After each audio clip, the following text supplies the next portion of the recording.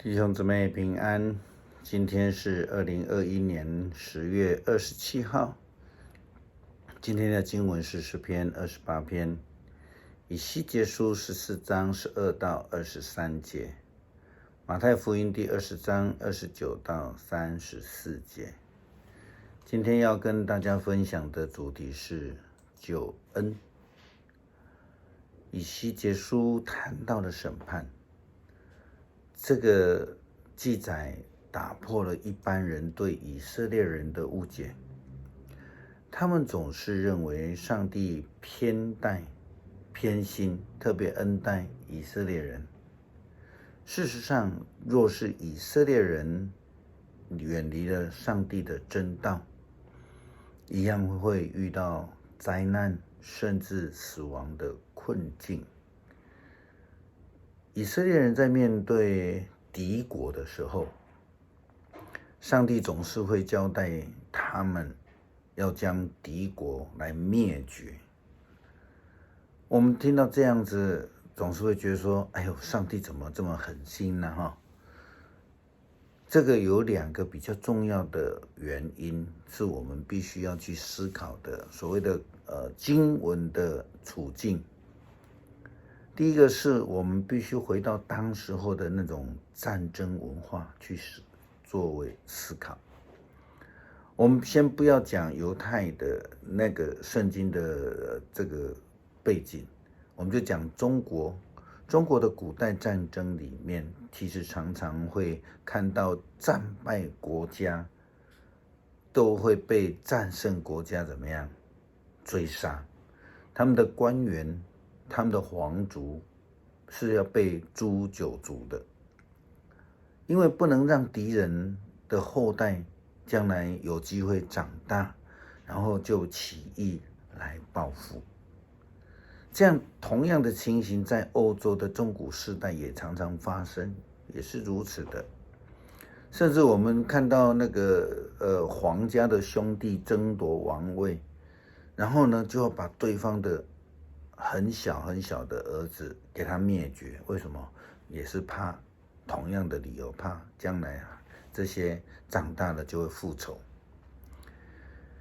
第二个角度，其实在圣经里面所强调的，其实那种灭绝的概念不是针对人跟民族，其实在针对的是信仰宗教行为。如果不灭绝的话呢，很可能将来透过婚姻，透过文化的融合，会影响以色列人对上帝的敬拜。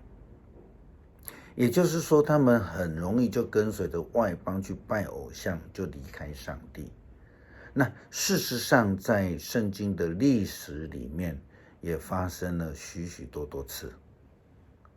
以色列人时常跟随着外邦人敬拜偶像，得罪上帝，离开上帝。先知以西结说，必朽的人要是有一个国家犯罪，对我不忠，我要伸手切断他们粮食的来源，使饥荒临到，人和牲畜都要饿死。即使挪亚、达尼尔和约伯3个人都住在那里，那他们的义也只不过能够救自己而已。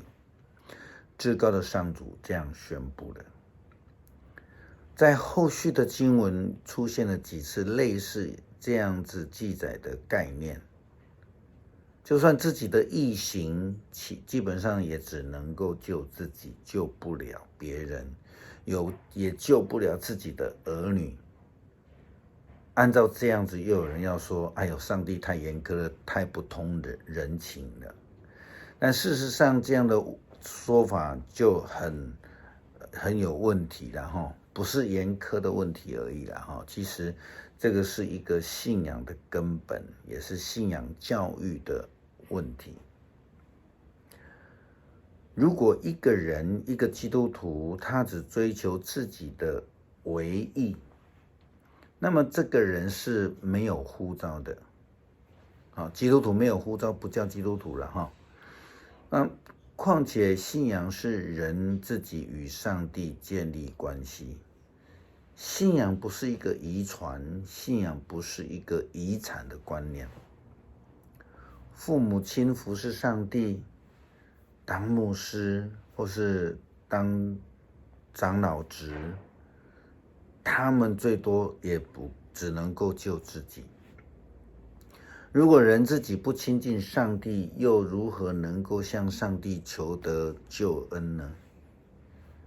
另外，我们如果说父母自己非常的追求行为端正，让上帝很高兴，追求自己跟上帝的关系，但是却没有好好的教育自己的孩子的在信仰这个道路上面来跟随上帝的话，那么基本上这个家庭的信仰教育是非常非常不成功的。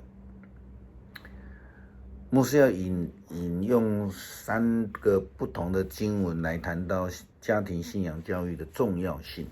圣经其实讲得非常多，在申命记里面提到了说，以色列人啊，你要听耶和华我们的上帝是独一的主，你要尽心尽性尽力爱耶和华你的神。我今日所吩咐你的话都要记在心上，也要殷勤教训你的儿女，无论你坐在家里，行在路上，躺下或起来，都要谈论，也要系在手上作为记号，戴在额头上作为经文，又要写在你房屋的门框上面，并在你的城门上。这是申命记的经文。又在箴言的经文里面提醒我们，教养孩童，使他走在当行的道上，就是到老他也不偏离。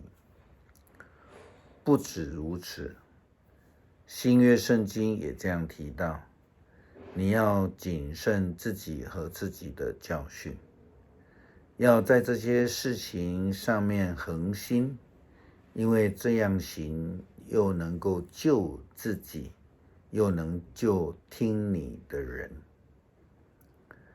得救不但是自己要追求上帝的真道，要在生命中实践真理的教导，也更要在教导上面来尽责任，使听我们教导的人也同蒙赐福，同得救恩。否则的话，最多只能救自己。就像这个提摩太前书的经文说的啊，这样行就能救自己，也能救听你的人。所以这提醒我们不能只为自己求，甚至成为阻碍别人得救的人。在今天的经文马太福音第20章，我们看到了耶稣基督他在离开这个耶利哥的时候，遇到了2位盲人，他们在一旁大声的呼喊，他们喊说：主啊，大卫的子啊，可怜我们吧。结果呢，他们的呼喊却换来周遭的众人的责备。这些人不但是没有帮助他们，反倒不许他们出声音，更明白的说，这些人应该也包括耶稣基督的门徒，不但没有救人的呼召，更是在别人得救的路上来阻碍他们。这样的人是否能够救自己，恐怕还得画上问号啊。然而耶稣基督在听到这2位眼盲的人他们的呼求，他们的祷告，耶稣就问他们说，你们要为我做什么？那耶稣基督听到了他们的恳求祷告之后，就圣经记载，耶稣基督动了恻隐之心。这不就是基督徒领受救恩、蒙受呼召最应该做的事吗？我们必须要学会看到他人的需要，听到他人的呼求，了解他们的缺乏，然后我们才能成为那个提供帮助的人，来帮助他们得救。我们一起来读诗篇28篇，然后一起祷告。上主啊，我向你呼求，我的保护者啊，求你垂听。如果你不理我，我会将灭亡的人遭同样命运。我向你呼求帮助，求你垂听。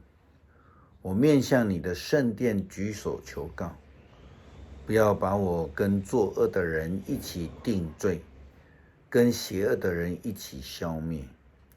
这些人口说友善的话，心里却充满仇恨。